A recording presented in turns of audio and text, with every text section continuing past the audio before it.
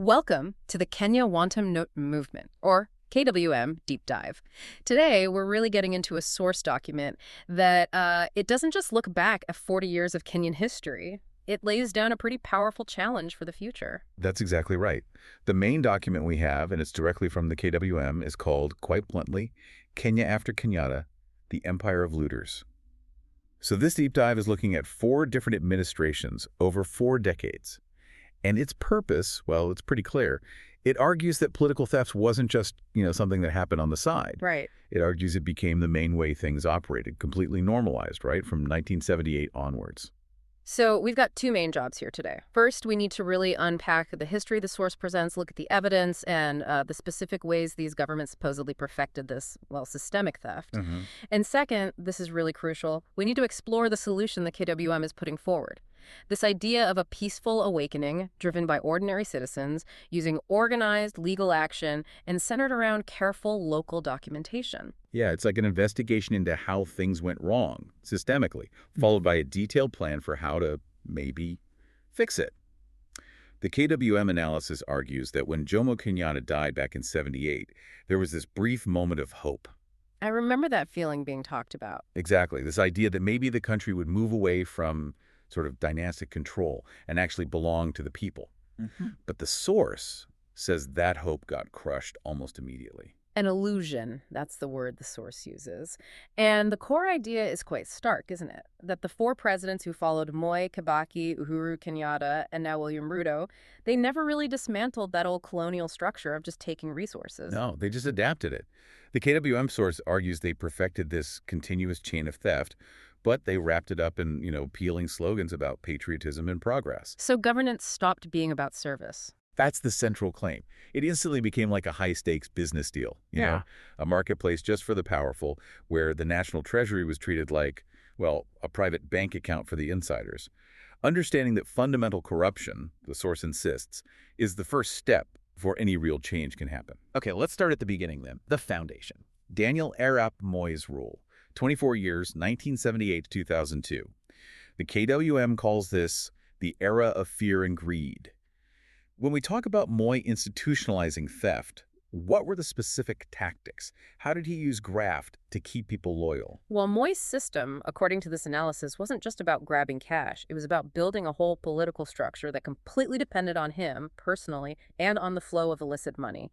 His main tools were control, fear, and a really intricate patronage system built on bribery. So state money was the reward. Pretty much. He apparently made sure that state coffers were the main way to reward loyalty. Every big contract, every piece of land allocated, every important job, it all seemed to flow through this central system where if you played along, you got access to state resources. And if you didn't, then you face brutal consequences, economic isolation, political marginalization. Dissent was just not tolerated. and the cost wasn't just financial, right? The KWM material talks about the hollowing out of essential services like education and health during those 2.5 decades. It sounds horrific. The source claims this destruction was quite deliberate. Education, which should have been the path up, became impossible for millions. Funds meant for things like free primary education were constantly diverted, apparently. We saw teachers going unpaid for months. Imagine trying to teach under those conditions. Impossible. And classrooms, especially out in the rural areas, were literally falling apart from neglect. Textbooks, basic things, became like luxury items. Families had to choose between buying food and buying books for their kids. That sounds like a deliberate way to keep people down, doesn't it? Yeah. If you limit education, you limit people's ability to organize or even question what's happening. Absolutely. Yeah. And at the same time, the health system was basically bleeding out. Public hospitals, particularly outside the big cities, became, dangerous places.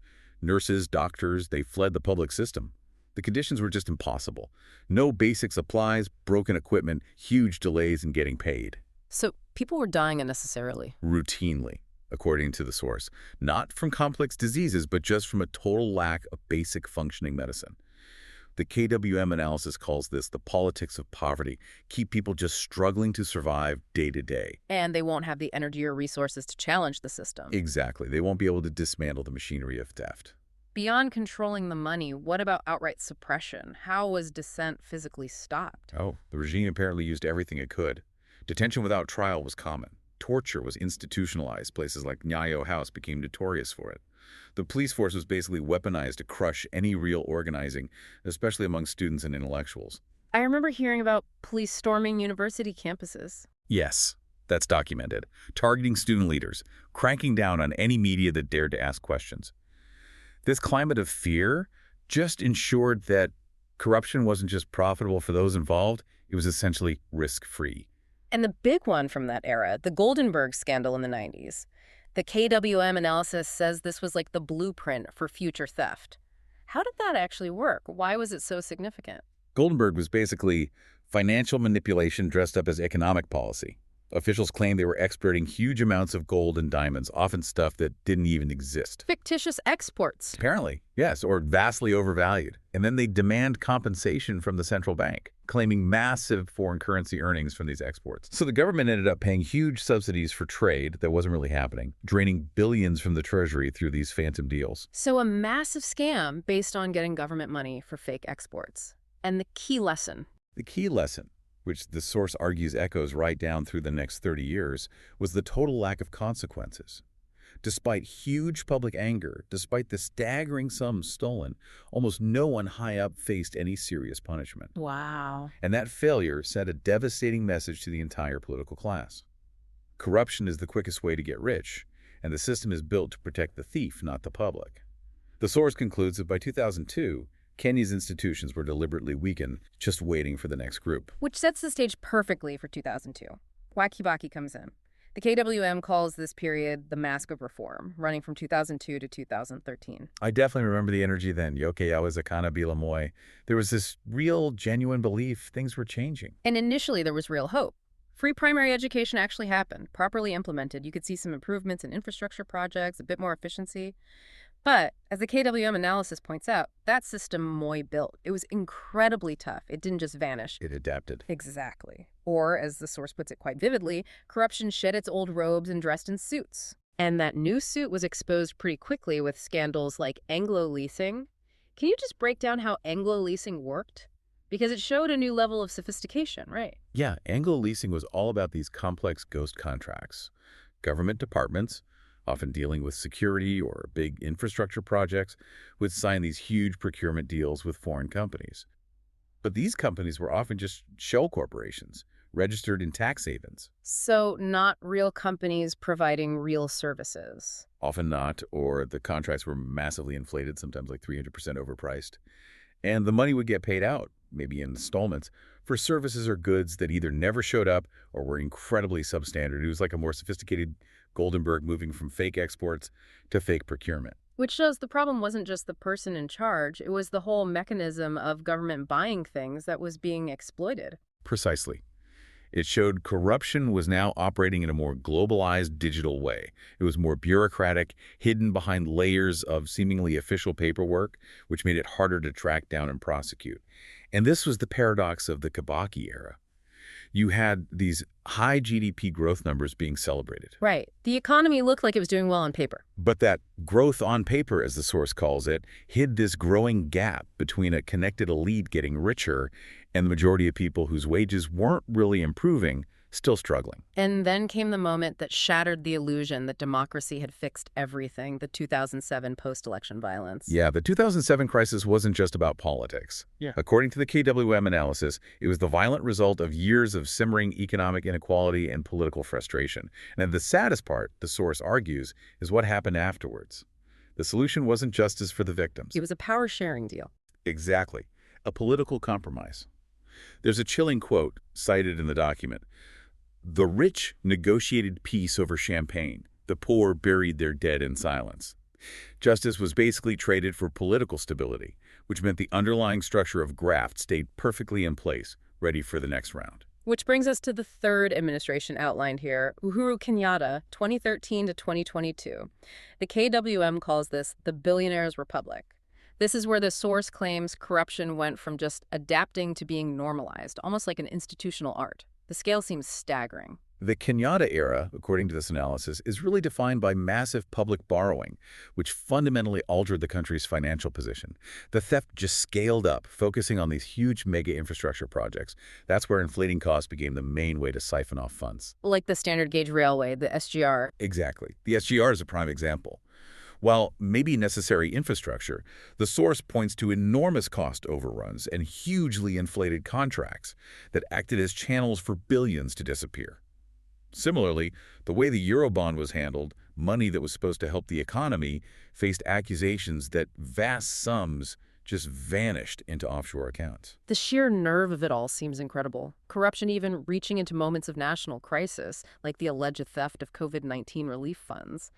That should have been untouchable. That scandal, if the allegations are true, was a real moral low point described in the source. Money meant for vital medical supplies, PPE for frontline workers, support for vulnerable people, reportedly diverted through murky procurement deals, often involving officials or people with political connections. Right when the country needed it most. And this apparent blatant theft during a global pandemic just shows how deeply ingrained the culture of impunity had become under that administration, according to the KWM analysis. Public debt soared to record levels, yet ordinary citizens were constantly told they needed to tighten their belts, endure austerity. While, as the source notes, the elite were seen with new expensive cars and luxury homes, the message to young people was just go hustle. That must have created huge resentment. Oh, that rhetoric was incredibly damaging. The administration launched its Big Four agenda: housing, health, manufacturing, food security, big promises. But the KWM argues it mostly ended up as empty brochures. Why?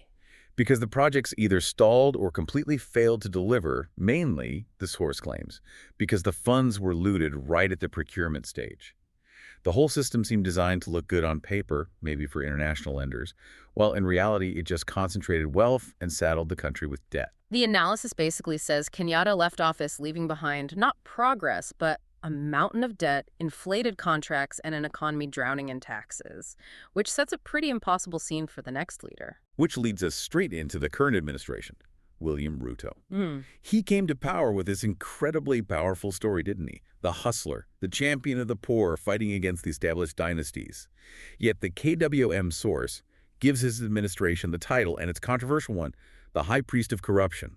That title alone suggests a complete betrayal of his campaign message. What's the evidence the KWM analysis points to for this contradiction? Well, the evidence cited focuses on the immediate policy decisions. The promise was this bottom-up economy, right, lifting people from the bottom. But the reality, the document argues, was an immediate waves of sharp tax increases on essentials, VAT on fuel, for example. Things that hit the poorest hardest. Exactly. Even while reports were emerging, familiar patterns, apparently, of public funds disappearing. So this shifted the burden of the national debt, the debt piled up under the previous regimes, directly onto ordinary citizens. The analysis calls it top-down exploitation masked as economic necessity. And what about the people around him? He promised a fresh start, but the source claims he just brought back familiar faces from previous administrations known for corruption allegations. That's a crucial point in the KWM analysis. It argues the administration has systematically brought back individuals implicated in past scandals, stretching back to the Mwai and Kibaki eras. This move, the source suggests, serves two aims. First, it consolidates power by bringing in experienced political operators, regardless of their past. And second, it allows the powerful hustler narrative to be used as a kind of shield, a justification, while the old ways of doing business, including alleged theft, continue unchecked behind the scenes. and we're seeing the results described on the ground now, aren't we? Farmers struggling to afford fertilizer they were promised, students dropping out due to rising fees, hospitals still lacking basic supplies, yet taxes keep going up. The analysis concludes this cycle just proves the whole system is fundamentally broken. Kenya's suffering, it argues, isn't just bad luck or global economics. It's the direct result of sustained government gluttony. The entire state machinery, regardless of who's president, seems geared towards extracting wealth, forcing citizens into this constant state of financial stress just to feed the political machine. Looking back over those 4 decades, the common thread isn't just the theft itself, but how it systematically damaged the very pillars a nation needs to stand on. The KWM argues this decay is the price citizens pay for staying silent about corruption. Let's break down that damage, pillar by pillar, as the source sees it. First, education ostentatory. A broken promise. The source is quite graphic. Constant theft of funds means money allocated for school buildings, for resources, it just vanishes. So you end up with crumbling classrooms, schools massively overcrowded, and teachers who are just understandably demoralized. How does that theft hit a parent directly? The one who, as the source says, might have to sell land just to pay school fees. Well, the funds for things like textbooks, school feeding programs, basic lab equipment. The money is often diverted through these dodgy procurement deals, either at the county level or higher up in the ministry. Because those resources don't arrive at the school, the burden falls straight onto the parents. So they have to find the money somehow. Yes. And in many areas, you see parents forced to sell off vital assets. Maybe their only cow, a small plot of land they farm just to cover school fees. They're essentially sacrificing their own future security for an education that the public system is consistently failing to provide adequately. And the final tragedy: universities churning out graduates with skills. But no jobs for them here. Exactly. Because research funding is gone, the domestic economy can't create enough jobs. So the brightest minds often end up leaving the country. It's a structural failure. Which leads us to Pillar 2, Health a Nation on Life Support. The descriptions of public hospitals in the KWM source are truly disturbing. They paint a picture of chronic emptiness. Empty shelves where vital medicines should be. Operating rooms sitting idle because the machines are broken and haven't been fixed. And the sheer desperation of staff who haven't been paid. The source specifically mentions patients often having to buy their own basic supplies, gloves, bandages, even essential drugs before they can be treated. That completely reverses the idea of what a public health system should be. It's a profound failure of the state's responsibility. And the money that's supposed to fix this, funds allocated for things like universal health coverage. The source claims they often disappear through scams. How? Phantom supply contracts seem to be a common method described. Money paid out to non-existent companies for medical supplies that never arrive, or are fake, or just uselessly substandard. This systematic bleeding of the health sector has apparently persisted across all four regimes. And the hypocrisy, the source points out, is stark. While ordinary Kenyans struggle or even die for lack of basic care. The elite fly abroad for treatment. Yes, often to Europe or India, using funds that arguably were siphoned from the very system they've allowed to collapse. And finally, Pillar 3, Economy, a prison of debt. The source makes a really strong case that Kenya's huge public debt isn't just due to bad luck or global markets. It's primarily because of theft. This is a really critical point they make. The debt isn't just high. The KWM argues it's largely a criminal debt. Billions borrowed for roads that were never built or built at vastly inflated costs. Dams that were phantom projects, fake tenders. All this has created an artificial financial crisis. And that debt is why taxes are so high. That's the direct link the source makes. Small businesses are being squeezed by rising taxes. The cost of fuel, electricity, basic food keeps going up. Why? Because citizens are paying taxes to service debt that was incurred through corruption. Essentially, the poor are carrying the financial weight of the thieves' enrichment. This incredibly detailed picture of damage across decades leads right into the solution the Kenya Wantamnotam movement is proposing. They're adamant. This decay isn't accidental, it's not bad luck, it's a calculated political design. And if that's true, then citizen action isn't just an option, it's the only way forward. We have to stop waiting for saviors to come from Nairobi. Absolutely. The movement's whole solution seems built on the idea that knowledge gives power, and documenting the truth is what sparks accountability.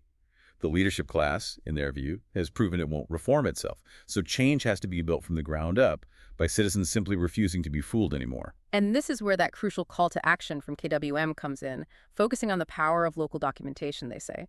Many Kenyans think change begins in Nairobi. Wrong. It begins where you live. When citizens share what happens in Turkana, Makueni, Kisumu, or Nyeri, patterns appear. The same tricks, the same hands. That's how accountability begins, not with titles, but with ordinary people refusing to be fooled twice. Yeah, and the KWM platform they've created is designed specifically for that, to capture the local truth, as they put it. We want your stories, what is happening or what's not. Who is doing something right? Who keeps promising and vanishing? Tell it as it is, no filters, no spin. Your words can wake up the next person to act. That is how a movement grows, one honest post at a time. It's not trying to be a news site, is it? It's positioned as a people's record. Every comment, every truth written here forms a trail that no spin doctor can erase. When you post, you're not just reacting, you're documenting Kenya as it is. History isn't written in offices anymore. It's written here, by you.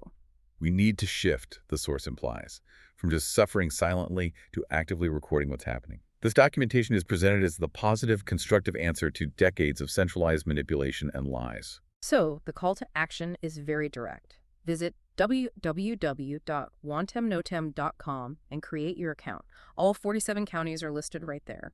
Find your county and start posting. Share what you see, share your ideas for how to change things in your village, your town, your nation. Imagine the power of having documented truths from all 47 counties together. It becomes undeniable. Yep. Now, having established why documentation is so vital according to KWM, let's look at the final big question their sources raise. How did the political class manage to keep this system going for 4 decades? The answer given is stark. It relied on the complete erosion of accountability and maintaining the illusion of democracy. The source talks quite a bit about the specific ways used to shut down criticism and protect the powerful. It describes the justice system as a playground for the rich. What does that actually mean on the ground? It means, according to the analysis, that if a powerful politician gets charged with corruption, the game becomes about delay and confusion. Case files reportedly go missing from evidence lockers. Key witnesses might disappear or face intimidation.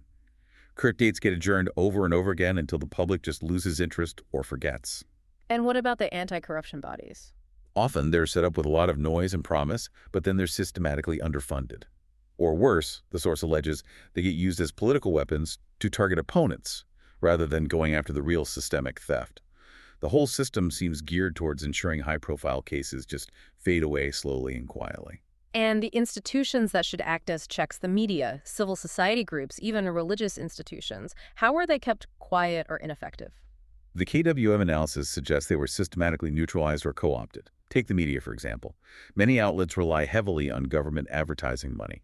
That gives the state huge leverage they can subtly pressure for favorable coverage or discourage digging too deep into uncomfortable stories. And civil servants. Civil servants who might want to speak out know they risk being transferred to remote, difficult posts or even just fired, so they stay silent.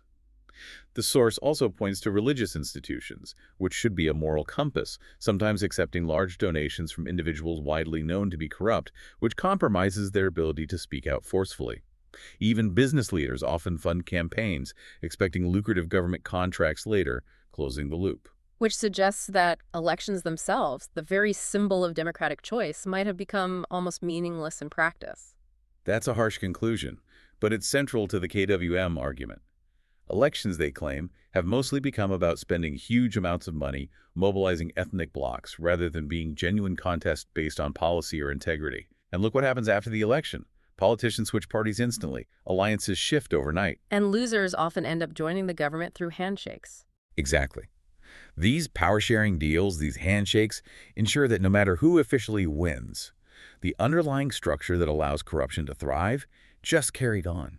It reinforces this illusion that citizens have real power through the vote, when, the source argues, they might only be choosing which group gets to control the looting machinery for the next term. So if change isn't going to come from the top, the KWM solution has to rely entirely on the idea that power ultimately rests with the people, as the Constitution says. That's the fundamental principle. The KWM stresses that the power citizens delegate to leaders simply decays when unused. The mandate, they argue, is clear. Citizens need to shift from just being voters every 5 years to being active, organized guardians of their own constitution all the time. And that means more than just voting. Much more. It means actively tracking how local budgets are spent, demanding proper, verifiable audits, holding leaders accountable through consistent, organized, and lawful pressure. Let's be specific about these methods of peaceful civic resistance. The source is clear. This isn't about rebellion. It's about using the system's own rules, but collectively. What does that look like? It involves things like mass petitions, but petitions backed by solid, documented evidence gathered through the KWM platform. It means filing strategic legal challenges against contracts that seem fraudulent. It means sustained pressure on policymakers for specific, measurable changes in law or regulation. It's about using the power of unity to make local truths impossible to ignore. So when documentation from, say, 20 different counties all shows the same pattern of inflated costs for hospital supplies, that becomes a powerful legal and political weapon that's very hard to dismiss. and the ultimate aim, this peaceful awakening, it's defined then as really about reclaiming basic dignity. Yes. It's framed as a mass movement demanding a return to the basics of governance. Hospitals that actually heal, schools that actually teach, public money that actually serves the public. And maybe the most profound shift needed, according to KWM, is cultural. Ending this worship of thieves. We need to stop admiring people who flaunt unexplained wealth and start valuing integrity and genuine service again. So the awakening is nonviolent, but aims to be strategically disruptive to the corrupt status quo. Exactly. Because it relies on verifiable, documented truth to expose how the system is really designed to work, for whose benefit. The people's verdict, summing up the KWM analysis, is pretty grim. 4 decades burdened by debt, poverty, and official lies. But the solution offered isn't giving up, it's getting organized. The sleeping giant, as they say, has to wake up. It means communities actively monitoring what their local representatives are spending money on. Civil society groups pushing relentlessly for proper audits of all major government contracts. Students, workers, farmers, everyone insisting that policies must benefit the majority, not just the select few. Using the knowledge documented on the KWM platform, citizens can finally start writing a different future for Kenya, one free from this legacy of theft. You know, digging into these KWM sources today makes one thing incredibly clear. The power of people coming together, documenting the truth locally, and taking coordinated action seems like the only real answer to a system of centralized theft that's been operating for 40 years. Right. If corruption, as the source argues, has essentially become the system of governance itself, you have to disrupt it where it actually happens at the local level, where contracts are awarded, where money is supposed to be spent. And that disruption comes from the people who see the results every day documenting it. Which leaves us with a final thought, a provocative question for you, the listener, based on everything we've discussed from the KWM perspective. Okay. If this pattern of decay and theft is so consistent across the country, happening locally everywhere, what is the single most effective legal action that all 47 counties could coordinate together using the evidence gathered on the KWM platform to truly disrupt the centralized machinery of phantom projects and crippling debt? Think about the potential power of that kind of unified, documented, lawful pushback. That's a powerful question to ponder, and it underlines the importance for contributing to that record. So the call to action remains. Please visit www.wantamnotam.com and create your account today. Don't wait. Start documenting what you see in your community. Find your county on the site. Share what's happening. Share your ideas. Be part of building that collective truth. Thank you for listening to the Kenya Wantamnotam Movement KWM podcast.